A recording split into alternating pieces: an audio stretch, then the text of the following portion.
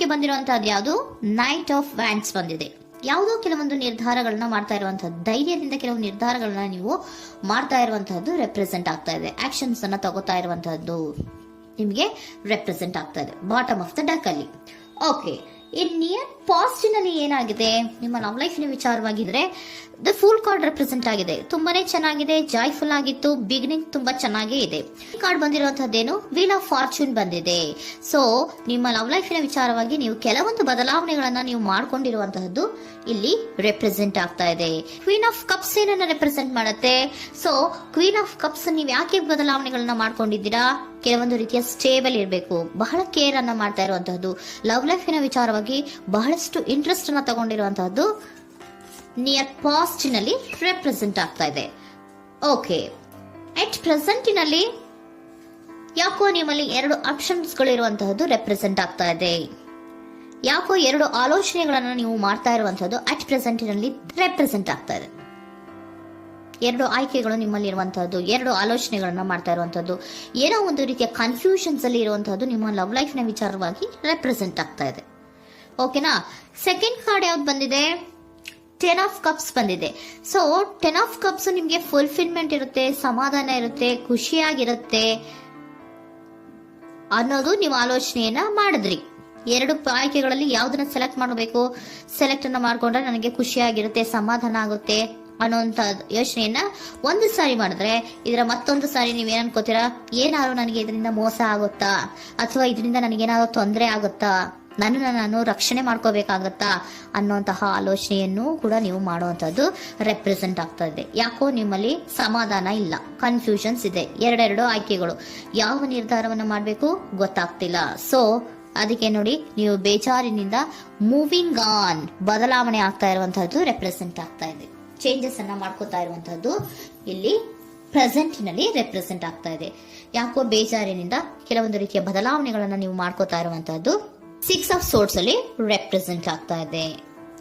ನೀವು ಈ 6 of swords ಮತ್ತೆ ಏನನ್ನ ರೆಪ್ರೆಸೆಂಟ್ ಮಾಡುತ್ತೆ ಅಂದ್ರೆ, ನಾನು ಲವ್ ಲೈಫಿನ ವಿಚಾರವಾಗಿ ಒಂದು ಬೆಟರ್ ಆಪ್ಷನ್ಸ್ ಅನ್ನ ಸೆಲೆಕ್ಟ್ ಮಾಡ್ಕೋಬೇಕು ಅನ್ನುವಂತಹ ಆಲೋಚನೆಯನ್ನ ಮಾಡ್ತಾ ಇರುವಂತಹದ್ದು ರೆಪ್ರೆಸೆಂಟ್ ಆಗ್ತಾ ಇದೆ. ಓಕೆನಾ? ನೀವೇನಂದ್ರೆ ಅಟ್ ಪ್ರೆಸೆಂಟಿನಲ್ಲಿ ನಿಮ್ಮ ಲವ್ ಲೈಫಿನ ವಿಚಾರವಾಗಿ ಬೆಟರ್ ಆಪ್ಷನ್ ಬಗ್ಗೆ ಯೋಚನೆಯನ್ನ ಮಾಡ್ತಾ ಇರುವಂತಹದ್ದು, ಅದರ ಬಗ್ಗೆ ಸ್ವಲ್ಪ ಕನ್ಫ್ಯೂಷನ್ ಅಲ್ಲಿ ಇರುವಂತಹದ್ದು ಅಟ್ ಪ್ರೆಸೆಂಟಿನಲ್ಲಿ ರೆಪ್ರೆಸೆಂಟ್ ಆಗ್ತಾ ಇದೆ. ಬಟ್ ನಿಯರ್ ಫ್ಯೂಚರಿನಲ್ಲಿ ಏನಿದೆ? 3 ಆಫ್ ಸೋರ್ಟ್ಸ್ ಇದೆ. ಕೆಲವೊಂದು ರೀತಿಯ ಬೇಜಾರುಗಳಿರುವಂತಹದ್ದು, ನೋವುಗಳಿರುವಂತಹದ್ದು, ಕೆಲವೊಬ್ರು ಅಳ್ತಾ ಇರುವಂತಹದ್ದು, ಭಾವನಾತ್ಮಕವಾಗಿ ತುಂಬಾ ಫೀಲ್ ಅನ್ನ ಮಾಡ್ತಾ ಇರುವಂತಹದ್ದು ನಿಮ್ಗೆ ರೆಪ್ರೆಸೆಂಟ್ ಆಗ್ತಾ ಇದೆ. ಯಾಕೆ ನಿಮಗೆ ಆ ತರ ಆಗತ್ತೆ ಅಂತ ಅಂದ್ರೆ, ಡೆವಿಲ್ ಕಾರ್ಡ್ ರೆಪ್ರೆಸೆಂಟ್ ಆಗಿದೆ. ಸೊ ಡೆವಿಲ್ ಕಾರ್ಡ್ ಏನನ್ನ ಹೇಳತ್ತೆ? ಅಡಿಕ್ಷನ್ಸ್ ಅನ್ನ ಹೇಳತ್ತೆ. ತುಂಬಾ ಯೋಚನೆಯನ್ನ ಮಾಡುವಂತಹದ್ದು, ಮೇಲಿಂದ ಮೇಲೆ ನೀವು ಒಂದನ್ನೇ ನೀವು ಯೋಚನೆ ಮಾಡ್ತಾ ಇದ್ರೆ ನಿಮ್ಗೆ ಅಲ್ಲಾಗುವಂತದ್ದೇನು? ನೋವುಗಳೇ ಅಲ್ಲಾಗುವಂತಹದ್ದು. ಸೊ ಯಾತಕ್ಕೆ ಅಂದ್ರೆ ನಿಮ್ಮಿಬ್ಬರ ಮಧ್ಯೆ ಕೆಲವೊಂದು ರೀತಿಯ ಘರ್ಷಣೆಗಳಿರುವಂತಹದ್ದು ರೆಪ್ರೆಸೆಂಟ್ ಆಗ್ತಾ ಇದೆ. ಕೆಲವೊಂದು ರೀತಿಯ ಮನಸ್ಸು ಒಂದೇ ತರ ಆಲೋಚನೆಯನ್ನ ಮಾಡ್ತಾ ಇಲ್ಲ. ಒಂದ್ಸರಿ ಆ ತರ ಯೋಚನೆ ಮಾಡ್ತೀರಾ, ಒಂದ್ಸರಿ ಈ ತರ ಯೋಚನೆ ಮಾಡ್ತೀರಾ, ಕನ್ಫ್ಯೂಷನ್ ಅಲ್ಲಿ ಇರ್ತೀರಾ, ಏನ್ ಮಾಡ್ಬೇಕು ಗೊತ್ತಾಗಲ್ಲ. ಸೊ ಅದಕ್ಕೆ ನಿಮ್ಗೆ ಬೇಜಾರು, ನೋವು ಇರೋಂಥದ್ದು. ಮತ್ತೆ ನೆಕ್ಸ್ಟ್ ಕಾರ್ಡ್ ಬಂದಿರುವಂತದ್ದೇನು? 5 ಆಫ್ ಪ್ಯಾಂಟಿಕಲ್ಸ್ ಬಂದಿದೆ. ಸೊ 5 ಆಫ್ ಪ್ಯಾಂಟಿಕಲ್ಸ್ ಏನು?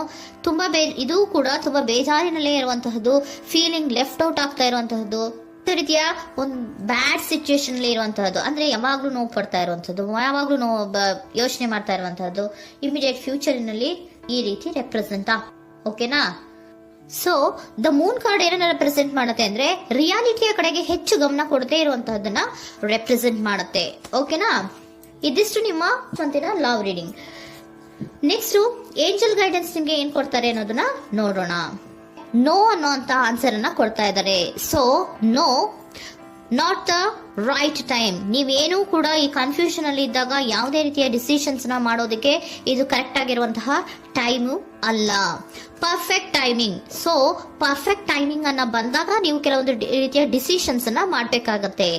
ಯಾವಾಗ ಅಂದ್ರೆ ನೀವು ಮನಸ್ಥಿತಿಯನ್ನ ನೀಟಾಗಿ ಇಟ್ಕೊಂಡಾಗ, ಕೆಲವೊಂದು ರೀತಿಯ ಕನ್ಫ್ಯೂಷನ್ಸ್ ಇಂದ ನೀವು ಆಚೆ ಬಂದಾಗ, ಯಾವಾಗ ನೀವು ಕ್ಲಿಯರ್ ಥಿಂಕಿಂಗ್ ಅನ್ನ ಮಾಡ್ತೀರಾ ಅದು perfect timing.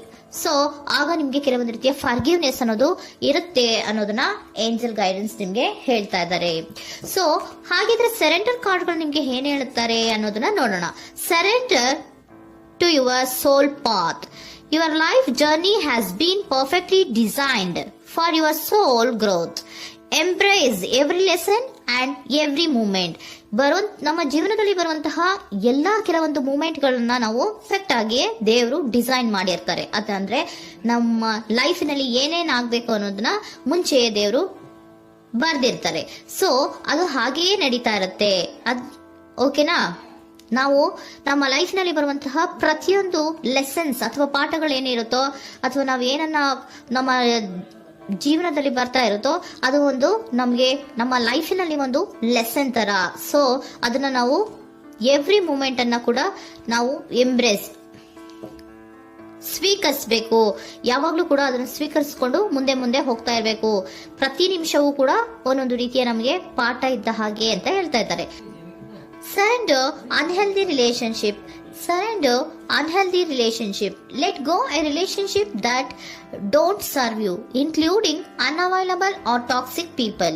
You deserve to be treasured by others and to be surrounded by positive people. Unhealthy relationship ನ ಕಡೆಗೆ ಹೆಚ್ಚು ಗಮನವನ್ನ ಕೊಡಬೇಡಿ. ಈ ಟಾಕ್ಸಿಕ್ ಪೀಪಲ್ ನ ಕಡೆಗೆ ಹೆಚ್ಚು ಗಮನವನ್ನ ಕೊಡಬಾರ್ದು. ಸೊ ಯಾವಾಗ್ಲೂ ನಾವು ಪಾಸಿಟಿವ್ ಆಗಿ ಥಿಂಕ್ ಮಾಡುವಂತಹ, ಪಾಸಿಟಿವ್ ಆಗಿ ಆಲೋಚನೆ ಮಾಡುವಂತಹ ಜನಗಳ ಜೊತೆಯಲ್ಲಿಯೇ ನಾವು ಹೆಚ್ಚು ಇರಬೇಕು ಅನ್ನೋದನ್ನ ನಿಮ್ಗೆ ಸರೆಂಡರ್ ಕಾರ್ಡ್ ಹೇಳ್ತಾ ಇದ್ದಾರೆ.